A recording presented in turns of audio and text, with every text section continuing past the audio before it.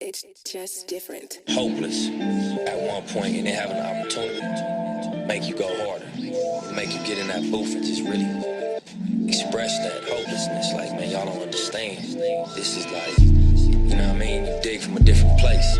That bottom of your soul, that pit, homie, where you felt like the shit was, you know what I'm saying? You always wanted, but it looked like it was just not gonna happen. Shit, in your mind it ain't gonna happen, shit, it probably won't. I took some risks, some people probably won't. That's how we're grateful for the fruits of all my labor. Hard to live and know you sick, I'd rather be with my creator, thinking time's up. I hit the stool and got my rhymes up. Alright, welcome back to another episode of Four Inside Podcast. My talent with my willingness to go and do it. That's how you. James, what's up, man? Not much, my brother. What's going on with you?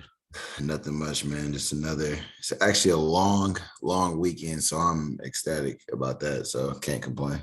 Yeah, right. Able to kind of chill out and take your foot off the gas for a little while. And, you know, Right. we both have busy schedules, but it's nice to just be able to get some rest and be able to do what you need to, you know. Right.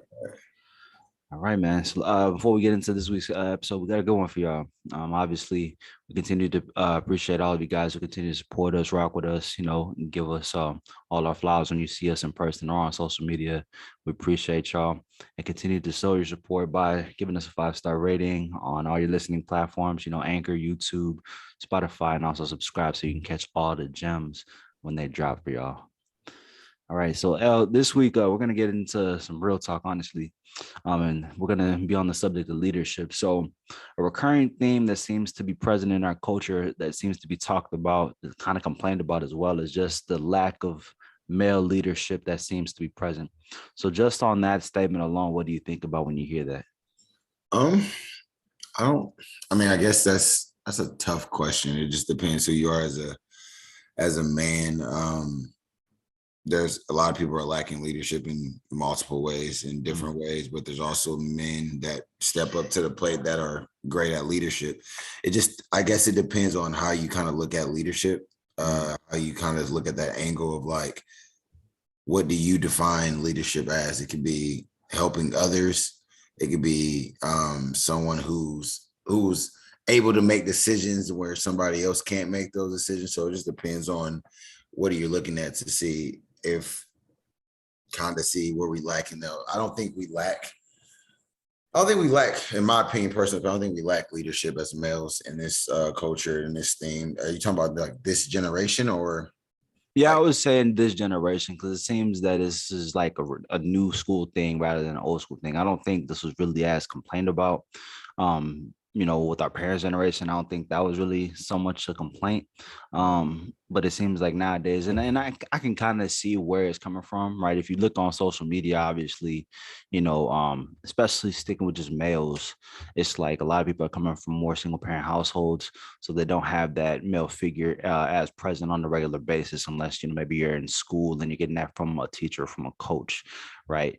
So it's that, and then as a result, you have a bunch of people who don't grow up seeing that, so then they don't know how to, you know, do that. You know, it's like the same thing we talk about with like being able to show love. If you don't see it shown to you, you don't know how to show it yourself. I think that's more so the angle that people kind of approach it from.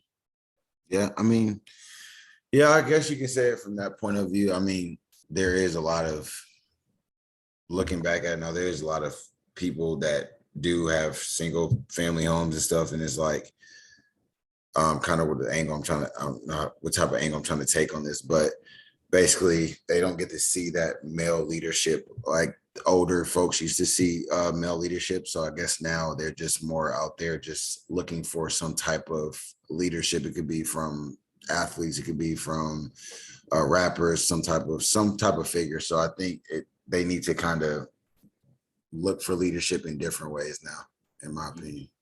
Yeah.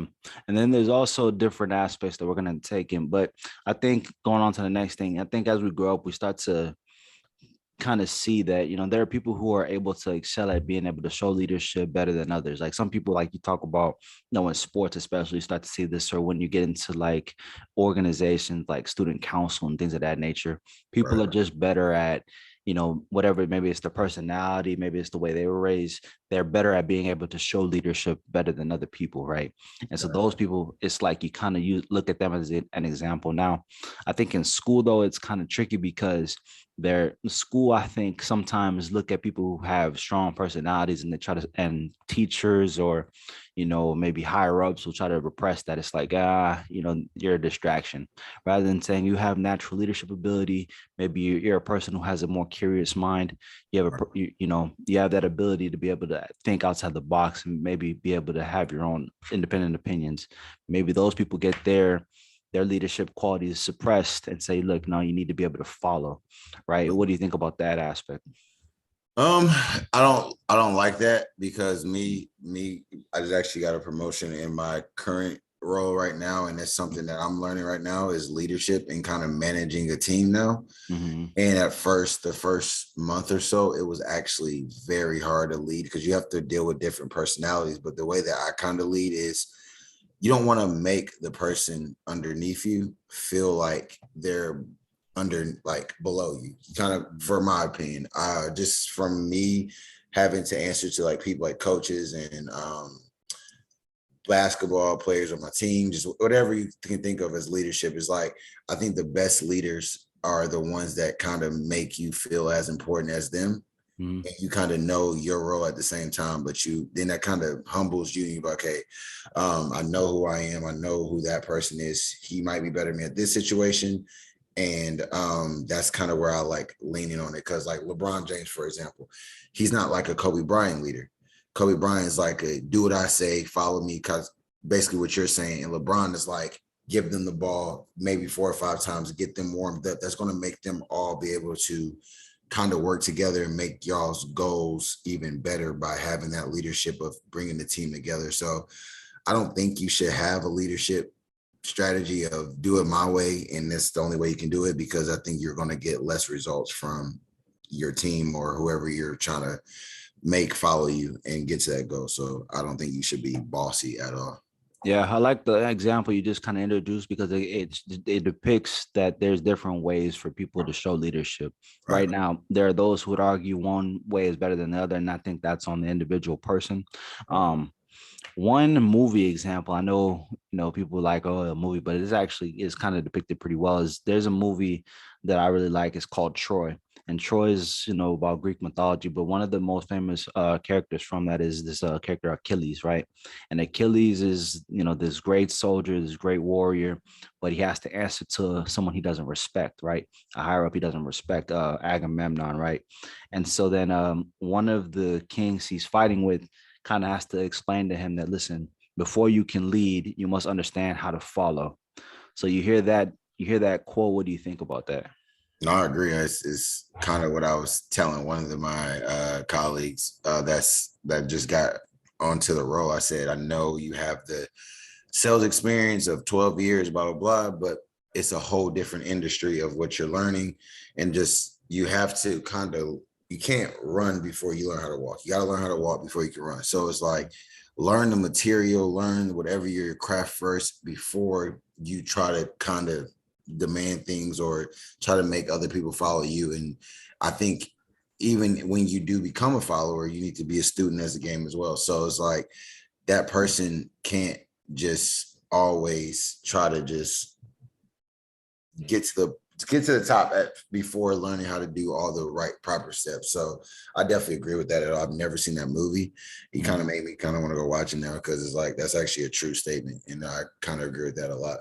Yeah, because like with that illustration, you kind of see a person where it's like because Achilles is one of the greatest, if not the greatest warrior of his time, right?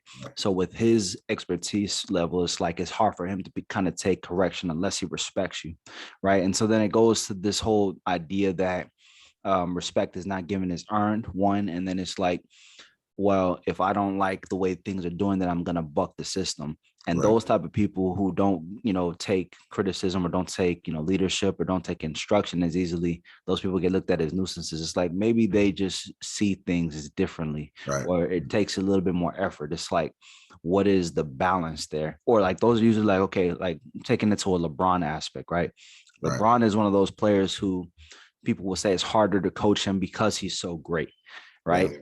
It's like, oh, he's tough to coach or he doesn't listen. It's like, well, maybe it's just you have to actually know what you're talking about. You have to come correct. Yeah, You can't just do things and he's going to just take you blindly, right? A LeBron or a Kobe. I think anybody who's exceptional, they're tougher to coach because you have to actually have a higher level of expertise. You can't just tell them can't things. just be a normal coach and be like, oh yeah, like that's why I think a lot of basketball players or sports players admire another basketball player that are coaches because Mhm. they've been in that situation. It's like, okay, you've been Yeah. in these game 6, game 7s, you can understand where I'm coming from instead of saying like, oh, I just analytics says this. Like you actually been in that format. So Yeah, and I definitely, think that, like, especially like you're talking about, I think credibility is a big thing with people nowadays, right? You look at yep. the modern athlete, and even take it to dating, which we'll get into a little bit. It's like, how can I take you seriously? How can I take your instruction if I haven't seen you do it before?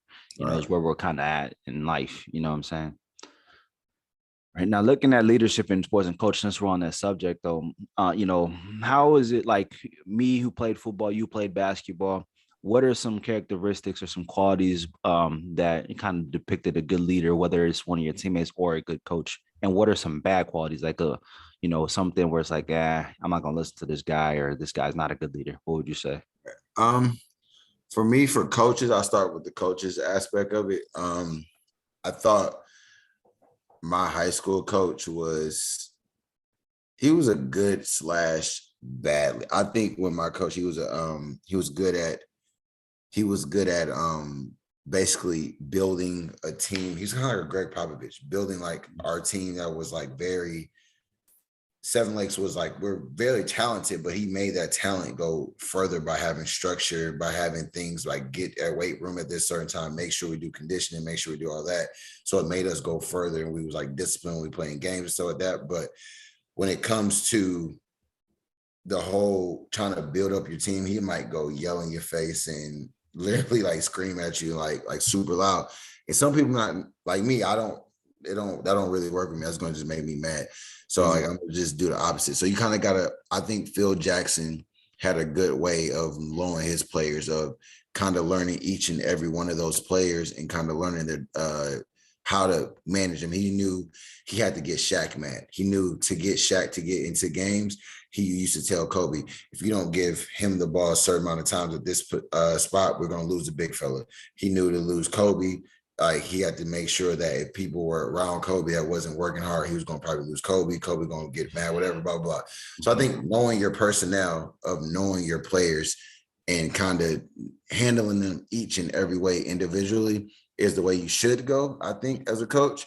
And as a player, I look at like a LeBron James as a ideal person. I was like, it's okay to scream sometimes, like get crazy or be like, come on, what are y'all doing? But at the same time, go to like team dinners, go to like do things like, if you see LeBron, but we're all gonna go to Las Vegas for this part of the summer. We're gonna train, we're gonna do this so we can have that chemistry, because all that's gonna do is result into on the court by you having a friendship. Because like if I do scream, I'm just passionate about this. You're not just thinking like, oh, I'm just saying this like that. So Kobe Bryant is my favorite player, but I also don't think his leadership was good at all. It's like you just screaming at a player, you just sitting there calling him soft, calling him this, calling him that, is going to make them just disengage. You're really not going to win. So my question to you is, what do you think is the best method to go about for player-wise?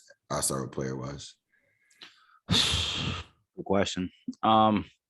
Honestly, I would say Michael Jordan got it down pat, because Michael Jordan had, to me, the perfect balance of Mike and LeBron. Right, there are people who would say LeBron is too nice and too passive aggressive. Now, I don't agree with that, but I think they would say that he doesn't know how to kind of cause confrontation and cause fights, because I do think there is a level of that where if you are going to be seen as a leader, you have to know how to confront people, right? There are those who would argue that LeBron doesn't know how to do that enough, or doesn't know how to do it in a volatile enough manner, right? Right. Kobe, I think it was the opposite end of the spectrum. I think Kobe didn't understand how, like, your teammates are people too, or he got that a little too late. in his career. I think once he lost to the Celtics in '07, right? When he lost that first one, I think he had to understand like, okay, this is bigger than just me playing well. I have to like he said this. I had to learn how to bond with my teammates on a deeper level, which meant spending time with them, which meant having camaraderie with them. With Mike, he started off like early off in his career, from what I understood. He was the type, no, I'm only gonna look out for myself. I'm only gonna get mine. I'm gonna score and do my thing. But then Phil kind of got in his head and it was like, look, you can do that and score all the points you want, but then you're not gonna win, and the Pistons are gonna keep beating you, right? Or you can trust these guys a little bit more, spend time with them. And he was the type, to always go gambling, always go golfing, always, play cards with the guys. So I think there's a healthy balance of understanding like I have to connect and bond with these guys, but then still have the personality to lead by example and kind of give them a kick in the ass whenever they need to as a leader, right? I think you do have to have your vocal blueprint. I think the type of players that just lead by example, um, your leadership, in my opinion, from what I've seen, is capped. Like a Kawhi Leonard, who only leads by his play. It's like, yeah, but you don't have your voice, you don't have your blueprint, you don't have your personality stamped in the team. Like you look at like a Tim Duncan, his personality became the Spurs. They were mature, they were mild mannered, they were calm under pressure. You know what I'm saying? And they knew how to execute. They were smart. Magic Johnson, fast pace, up tempo, leader, passion. You know what I'm saying? Michael, same thing, tough, discipline. LeBron, even his championships team, smart, methodical shooters, that type of thing. So I think to really truly be the stamp of a good leader, in my opinion, when it comes to sports, your personality is infused into the team, and the team largely takes on your personality, at least the good qualities of your personality.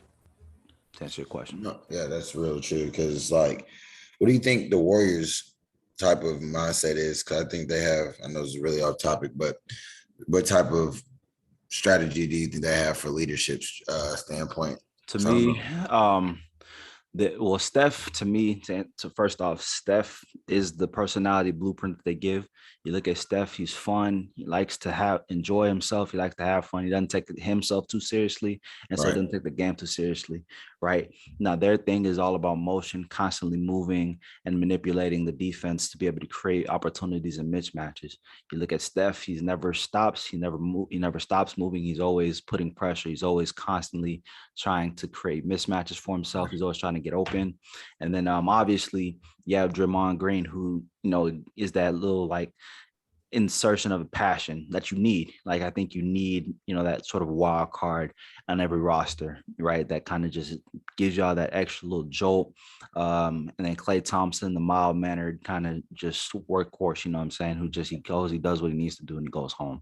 But to answer your question, I think the Warriors is just all about culture and a holistic approach, which they got a lot from Phil Jackson because of Steve Kerr. Steve Kerr played for Phil, and Steve Kerr played for Pop. So I think he took both of their personalities and fused them together. And I was just about to say that I feel like the Warriors have a little bit of everybody into one, and that's why I think they're such a good dynasty, is because Steve Kerr has the whole relationships with the Greg Popovich, the whole Michael Jordans, the everybody on that standpoint, Tim Duncan. So he knows how to put everything into one, and I think he knows how to get the best product out of his players. Like you don't really see him too much yelling at his players, which they're grown men, so you don't really see too many do that. But the only person I've seen just yell at somebody like that was Greg Popovich, but I think he has the credibility and respect. So yeah. And even Steve Kerr, like the coach, like I talked about earlier, credibility. I've won 5 championships. I've played with Michael Jordan. I've played with Tim Duncan. I've played with Pippen. yeah, You know what I'm saying? So when you look at his resume, it's like, what can you really question about this guy? You know what I'm saying? So I think when it comes to getting a team to buy in, because I think that's the hardest thing when it comes to leadership, especially when it's in terms of coaching, is getting a roster, a collection of guys to buy into your message. It's like, okay, well, why should I believe you?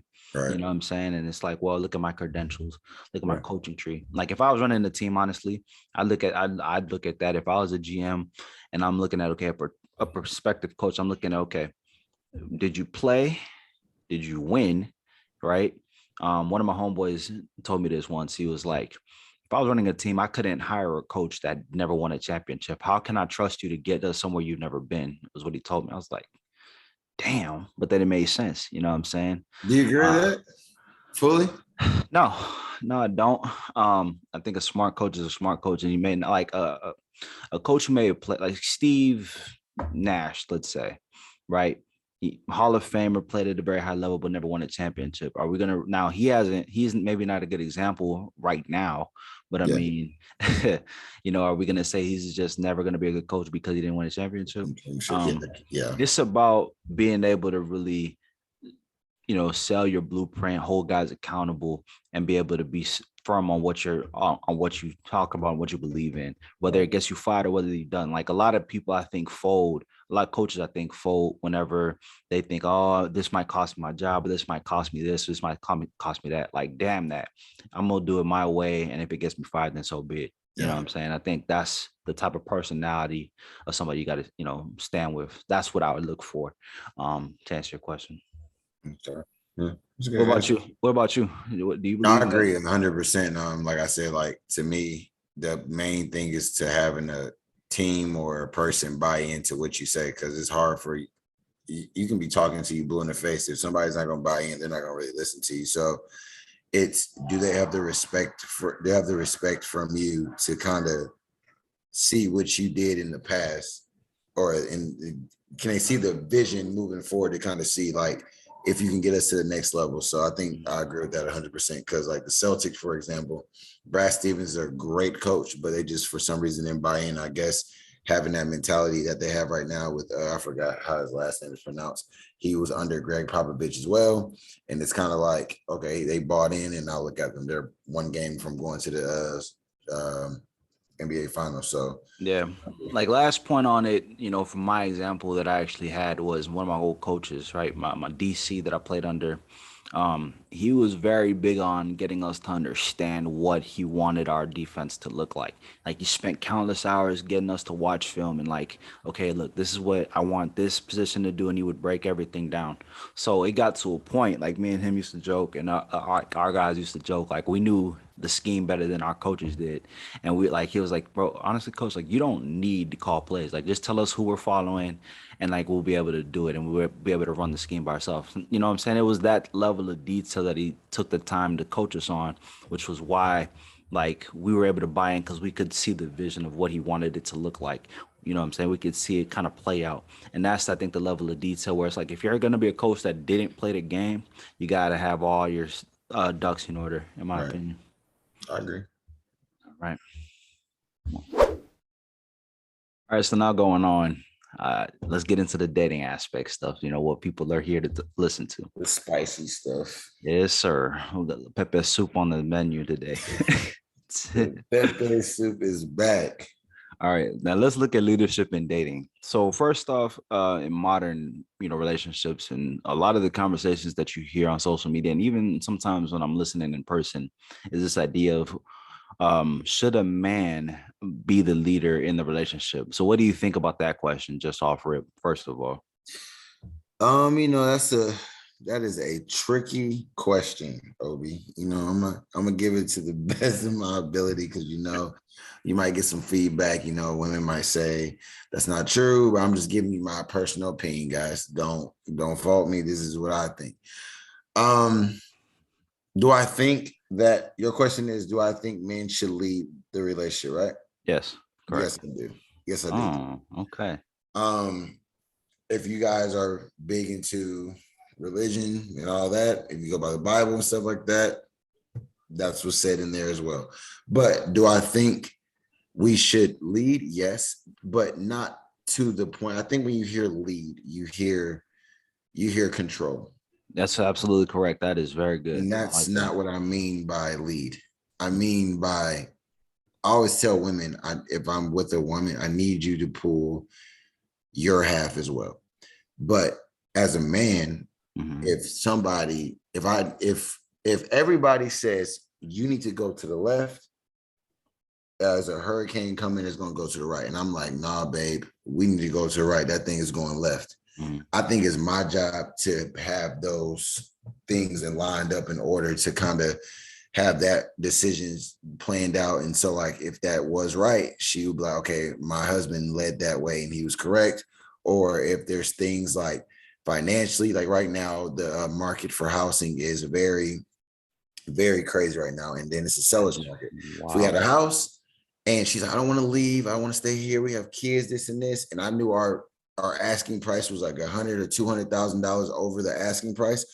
I would sit there and say, babe, we have to go. I don't care which. I talk to you about it, but I'm really just telling you that we're leaving because this is like an opportunity that we cannot take. So there's just different things that you can lead on. There's things that a woman can lead on too. But I think majority of the time, I think a man has to be able to make those decisions and lead, because as a woman, I think a lot of women do look for a man who can have those responsibilities and have those features to kind of, for them to feel protected. Because if a man can lead, I think a woman feels very protected. So I kind of keep it, not to go too crazy on it, but I do think that's what we need to do as millennials, is explain things a little better. Because when they hear this topic, they're gonna say, "Oh, you're trying to control us." Yep. This is what I'm talking about. You guys don't want us to be in. No, I'm not saying that. I'm just saying this is what I feel like. It just,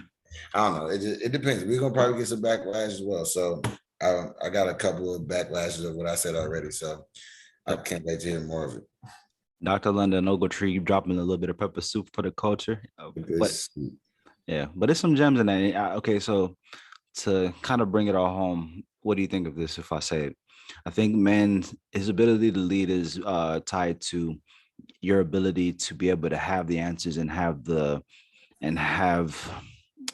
ability to have the final say and lead and have the direction, for the relationship to land and where it can go, sort of like when you have to have the ability to where when your woman asks you, what are we supposed to do? How do we fix this? You have a way and a direction for you guys to go.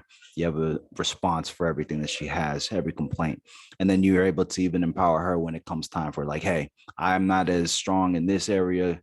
I'm going to try to give you this power. I'm going to empower you, my woman, to, take the lead on this because I know you're stronger at this than I am. That's absolutely what it is. Like that right there, that you should take that quote and put it on your forehead. If anybody asks you kind of what you feel about the leadership, because that's what it kind of is like we're out here to make each other better. But like if you ever need me for anything, my job is to make your situation better for me, you, kids, whatever. And if I don't have that, it's for me to say, look, you're better at that than me. Maybe you can teach me a little bit of something and you can teach the kids something and we can learn off each other, instead of as, oh, you don't have the answer for everything. Why am I with you then? Like, no, that's not how we get better. So I think that was a great way how you explained it.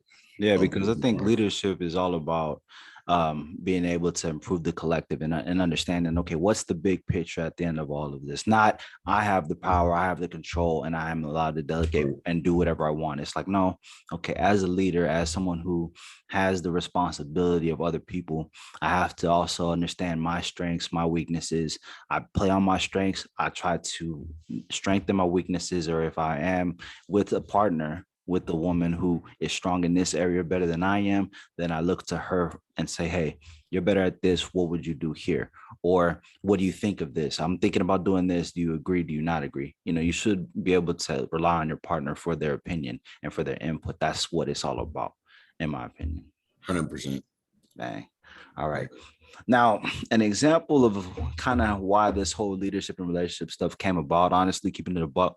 I was out with the homie and we met some ladies, and I'm big on asking questions and getting women's opinions whenever I have some of these things. I don't like looking at social media because that's just people talking, but I like to really have that in-person interaction. So whenever I started hearing all this stuff about men and women and leadership and, men don't know how to lead, I was asking some of the women we were out with, I was like, I hear this thing from different women about men not being able to lead. What does that mean to y'all? And what the women actually responded to me, they gave me some really good answers. So let me know what you think about this, El. What one woman said was, when it comes to leadership, it's kind of the whole thing of the ability to be able to plan a date, right? Like he doesn't even know like how to ask me, or even just to say like, hey, we're going here at this time. Does that work? Be ready. Boom. You know what I'm saying? Like even that ability to be able to do that, the guy struggled with. She was telling me that I would do that willingly because he took the lead and took charge, but the fact of the matter is he wasn't firm on that, or he didn't even have the ability to ask me to do that. So that's what she was talking about when she said that the man that she was talking to didn't have leadership abilities. Right. So what do you think about that whenever it's said to you? You know what? I've heard this so many times, and they're honestly right. Like, I'm not gonna lie to you, they're honestly right. Like, women are definitely right in this one, because I think I'm pretty good at taking lead and saying, but I also have my times where I'm like, I don't care if we go here or here. Like, you want to do this or this? And by why do you keep asking me? Like, do you want to do this or this? Just tell me, make the date, plan this, say this is what you need to wear, and I'll be ready. And that's where I think we lack, because we don't, as men, we don't look at it as serious as we look at serious as women do. And it's like the fact that we said, like, the whole, this is what I think you should wear, the theme is red or black or whatever, or white, this is what you need to wear. If you need to go to the mall on Friday, let's go here, let's go shopping. It's one of a whole plan and agenda, and we sometimes struggle with that.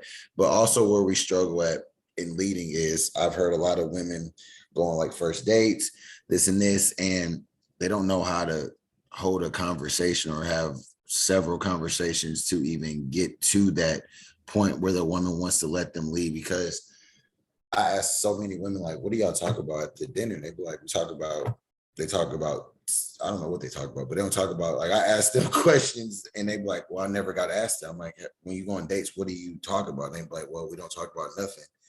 I'm like, what do you sit down for 2 hours and talk about? So she's 100% right. A lot of us men don't know how to lead, and I've heard it plenty of times. So clearly they're right about this. A lot of times we get, I would say we get bashed, but we get a lot of people tell me that I'm taking men's side majority of the time, but right here, guys, I'm taking the woman's side, and I do agree with y'all. A lot of us don't know how to lead. Not me. So you speak for you, but I'm saying majority of men and around the world struggle with that, and I've struggled with it a little bit. But she gotta. I don't know how to even express this. Like, do you think? I got you on something. I'm gonna put you on the spot here, L. And honestly, this question might be a little controversial, but I'm gonna ask it anyway. So, based off of a point you brought up previously, and then what you just said now, men don't know how to lead. Is it really that, or is it that women don't know or want to follow? What do you think about that question? So women not want to follow. Yes. So what I mean by that is, okay, so you just brought up, huh? You mean probably just like we do express that and we do voice that, and they just don't? What I mean is, let's say we do get the woman out on the date, right? You are able to have the leadership ability to ask her out. She goes out with you, but then when you try to hold a conversation with her, like you said, she's not engaged, right? She doesn't, or, you try to set a date with her and then it's like, I don't want to go there. Let me go here. I don't want to go to this restaurant. I will go to that restaurant. Or, why do we have to go here? Can't we do this? Why do we have to do that activity? So it's that initial point of contention off rip where it's like, okay, I took charge, I took the lead, I gave you a place for us to go. But because I hear this from men, I'm just trying to keep it balanced. I hear this rebuttal from men a lot that, well, I tried to set a date, but then she doesn't want to go there. So I'm like, okay, well, let me just try to bring both sides and let's try to find a happy balance. I'm not here to say one side is right or wrong. I'm just trying to say, okay, well, we hear it from women here, and then I hear this from guys here. What's the medium? What's the balance? What's the issue? That is also a true point. So I see, like I said, like, I don't think we ever come on here and try to be biased for men. Like, I think we just give our opinion, but you're gonna have people who agree and don't agree. But yeah, it's also a fair point, because there's been times where I've spoke to women and they're like, I don't want to go here, or let's do this, or like, I'm like, well, I've already gave you 5 options. At that point, you're picking. And that's how direct I am with people. Like, okay, I've already gave you 5 options. We're going here. No, I don't want seafood. Okay, well, let's go to steakhouse. No, I'm not feeling steak. Well, you know what? Whatever you want, you tell me, and we can just go. So it's like, drink water then. At a point, it's like, I already gave my point.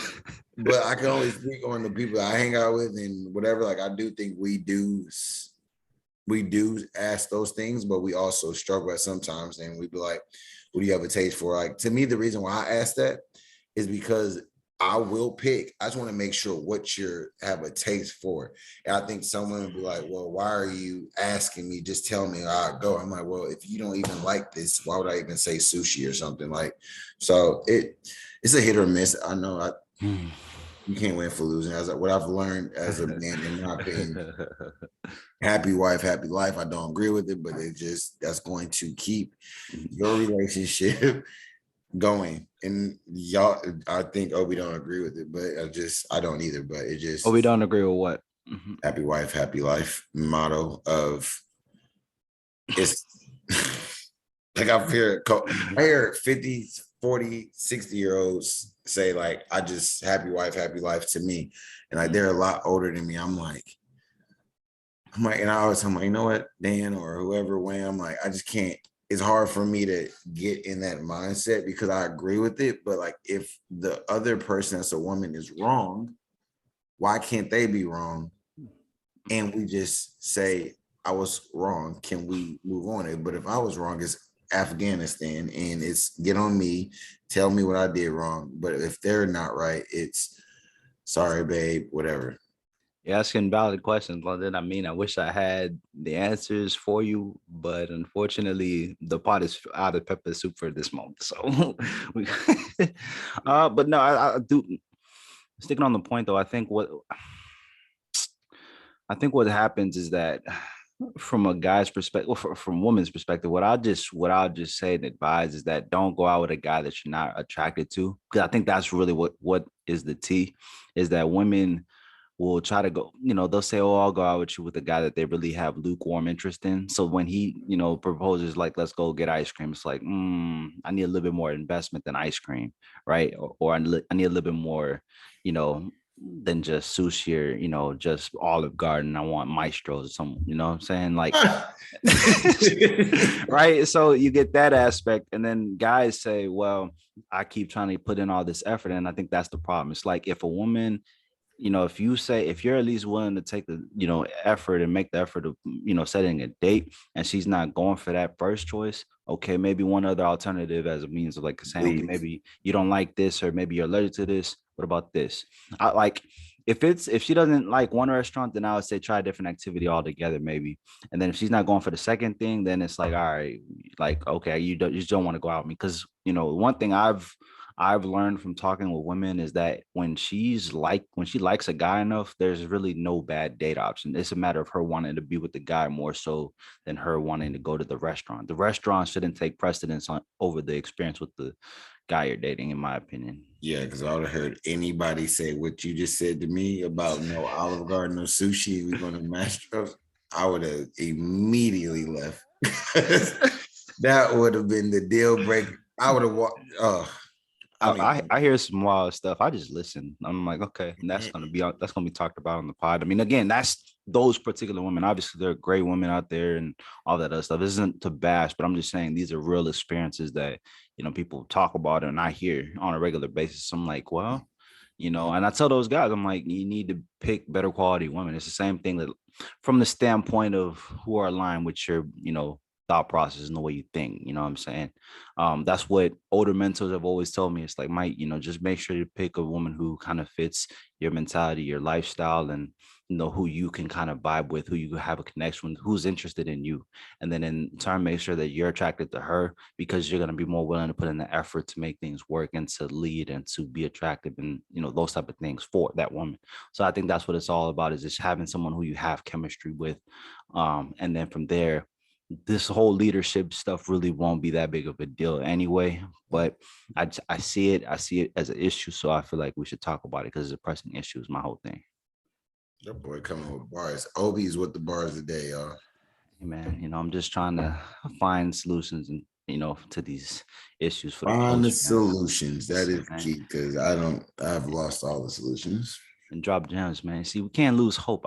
There's a lot of things that go on in this mind. And honestly, y'all, London does a good job of indulging me, because I have a lot of shit I talk about. But I ask a lot of questions, man. But it's all about learning and having someone to bounce ideas off of. So I appreciate him, indulging me.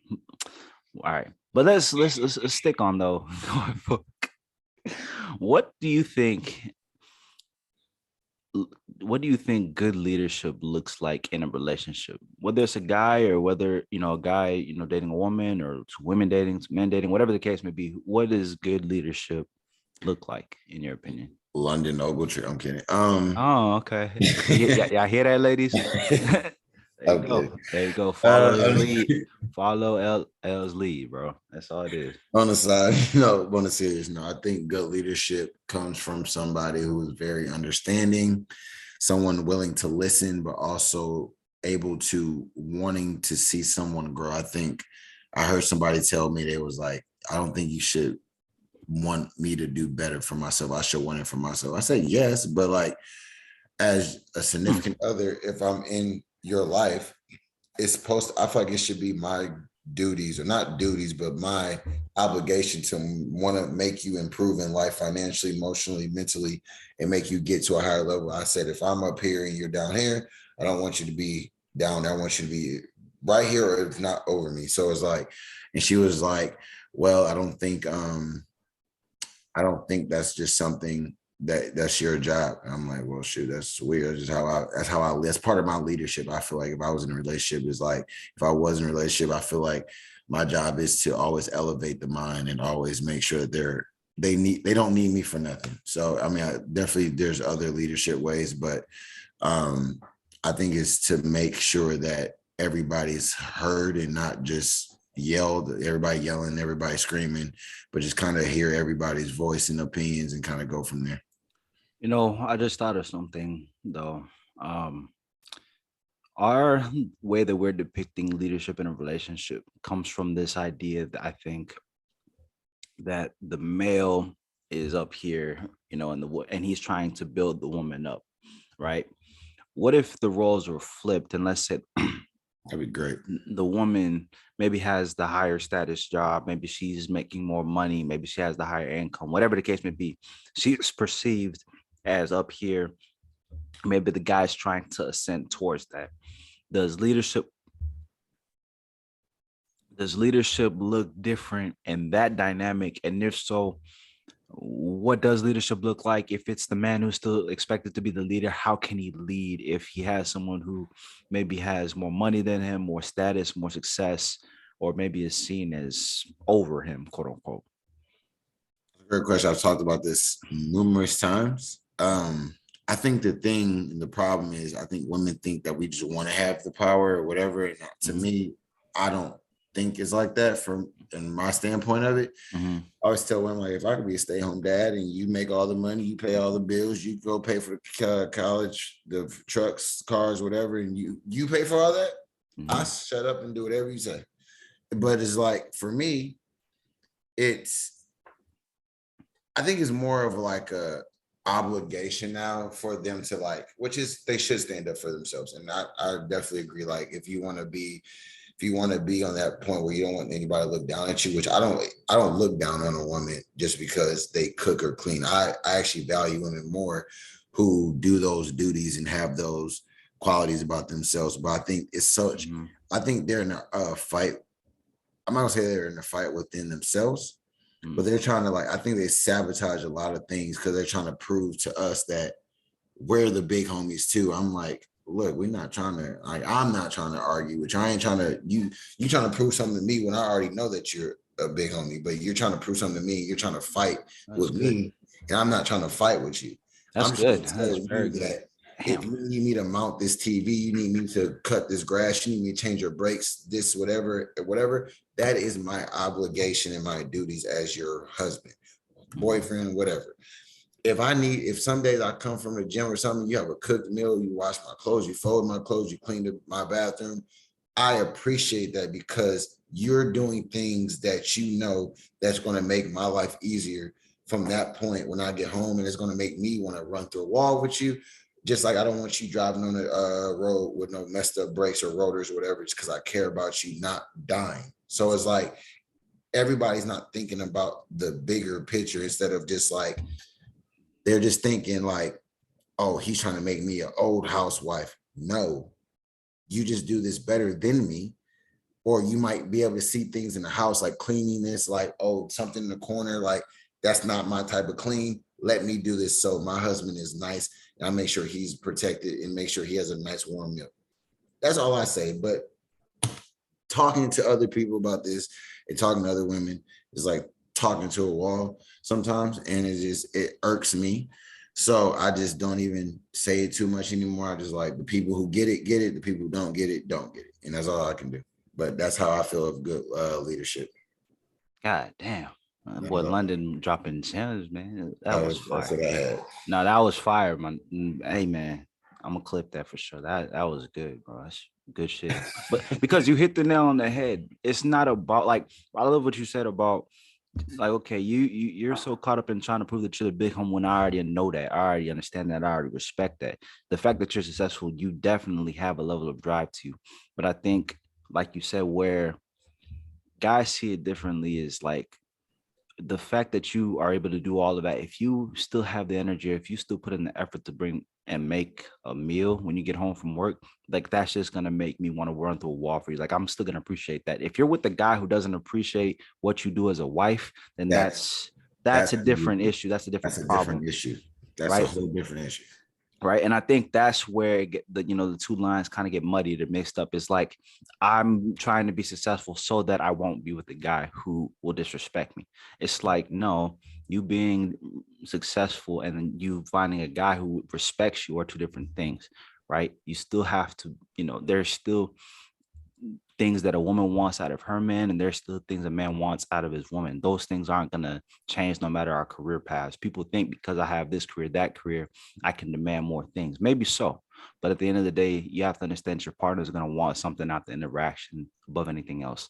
And then from there, it's about finding compromise. And that's what people don't want to do these days. It's all about my way, no way. And if I don't get things 100%, the way I want them, then this is a bad relationship. This is abusive. This is that. This isn't a good partner. That's not a good person. And that's where I think it's messed up. People are so quick to label things, one of abusive relationship, bad relationship, this and this. And I think what it is men and women so quick to say, well, they're not as wifey as they used to be. And women are like, well, we're so at a point where we saw women back then have no say because they had no money. Now I'm gonna make sure I have some say by having money.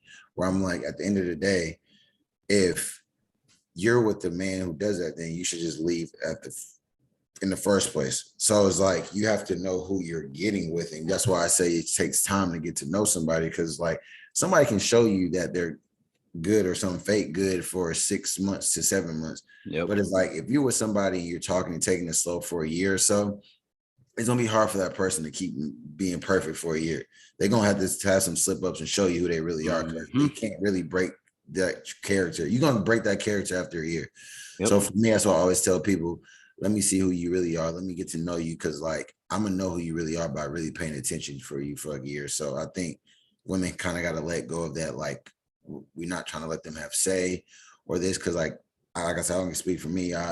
I love an independent, strong woman tell me to shut up sometimes, like you talking too much, or I need somebody to tell me that, because I talk a lot of shit. And it's like, if you don't tell me that I need to just be quiet, or you saying too much, or you're not better than me, like that's not going to work for me personally. So like everybody has a person for themselves. Like me, I need somebody, like if I'm out in public and I just speak my mind, she need to be like, you're talking too much. I'm like, all right, my bad, I'm chilling. So it's like, it just depends on who's good for you. And like somebody might be different for you. Or somebody might be different for Blake, whatever, like whoever. So it just depends on who we're all talking to, and whoever our friends or girlfriends that we know, like they're talking to, everybody's a different requirement of what works for them, not one shoe fits all. And it's like, oh, just because this guy talks a lot of mess or this girl does this, like, I don't know, it's just like I said, it goes back to social media, messed everything up. I agree. I mean, you hit the nail on the head again. It's like I always say that I take time dating a woman and being able to understand. And like you said, you got to get to know who you're really trying to build a life with. Now, like I call it dating a person's representative. You got to get past the representative and see who that real person is underneath. Because when it's initial, when everybody's trying to do the right thing and trying to create a good impression, oh yeah, I'll be willing to run through a wall for you. Oh yeah, I'll be able to do this. Oh no, yeah, absolutely, you can do all that. Then once they start to get past that comfort level, and it's like, okay, now what are we really getting ourselves into? Now let's see what happens when you've got some time in, when the cupcake phase, when the honeymoon phase is over, and you're really in the relationship phase where you're having to figure stuff out, you're having to battle through conflict. Like, is she gonna fold? Is she the type to get volatile? Is she the type to call you out your name, hit you, whatever the case may be? Or is she just the type to where, oh, things aren't going my way? Well, then I'm do something that's going to harm the relationship. Like all those things, you have to really understand the type of person you're dating and how they handle conflict, how they handle you, what they do or what they don't do. You know what I'm saying? All those things are important to me. So like, 'cause I get kind of criticized from like you want to spend how many years, dating a woman before you can marry her? It's going to take at least a good 3, 4, 5, whatever the case may be. That to me is not wasting time. It's all about experience and about like, okay, let's see, what we're able to accomplish. When you put the time in with somebody, I've heard women kind of say to me, like, oh, well, that's wasted time if you guys don't get married, or if your initial thought isn't to get married, then that's just wasting time. I'm like, I don't see it that way. You know what I'm saying? Because no experience, no time is wasted if you're doing things to progress forward. You mean? So Boy, that last piece we did good right there. anyway, shit. You know what I'm saying? It's all about just trying to bring gems to the culture, man, and just trying to figure these things out, man. We're doing it in real time. At least we're having conversations and really trying to bring our thoughts to light and kind of bounce them off rather than just saying, well, this is the way we are. You got to accept it. No, you got to always try to look to reflect and to try to be better, you know what I'm saying? And, try to figure things out, try to amend, trying to compromise and figure out, okay, what is things that, okay, these are things you need to be firm on. And then these are things that really aren't that big of a deal. You mean? I agree. All right, let's close this out then. So, what's your take home with this week's message and with this week's conversation? I mean, it's kind of good, kind of touched on a couple different Yeah, bases, we but touched on a couple of different. I think you can use this message here for this like episode just for a lot of different. You can use this for work. You can use this for sports. You can use it for relationships. This kind of helped, kind of like if you're struggling with leadership, like for me, like I said, I just got in a role where I had to kind of develop that even more. And it's like, if you're running into that same situation, this might can help you. If you're running into that situation with relationships where you're struggling, or like you just got in a relationship, you don't know how to handle it, this might be an answer for that. If you're in sports and you're trying to figure out, like, maybe I'm coming too hard off on my teammates or my coaches, or I'm a coach, like whatever you are, principal, like whatever, this can help you in different angles. And I think this is kind of where I learned, because I definitely learned something from, even though I was speaking it, I learned stuff from like Obi and me right here, just saying like how I can kind of move accordingly, moving forward and develop my leadership role. So I just learned a lot from this. So that's kind of what I took from it on the leadership side of it. and most definitely trying to build the person up holistically. Right. Just not just look at one aspect, but just understand that like leadership and all the stuff that we talk about really can kind of build a person's entire personality. And like it's translatable to not just dating, but to your work life, to your school life, and how you carry yourself in real time. You know what I'm saying? Right. That that's what the whole goal of this week, in my opinion, was about, is just trying to understand like, look, this applies everywhere. It's not just a That's one thing, and you have to really always be trying to be better for yourself, and in being better for yourself, you're better for those around you, is my whole all right. thing. All right. All right, that'll do it for this week, y'all. I hope y'all enjoyed it. Hope we were able to drop some gems and some knowledge for y'all. As always, we appreciate you guys who support us. Like I said, continue to spread the message by subscribing to our YouTube and For Insight. Subscribe, turn on your notifications so you can get notified when all the gems drop. Leave us a 5-star rating on your listening platforms like Spotify and Anchor. And just keep on rocking with us, tapping in with us on social media. You can follow me at obi.mike56 on IG. Plug your Instagram. And you can follow me at London_Ogletree. At this time, y'all should know how to spell my last name, so I'm not gonna spell it out again.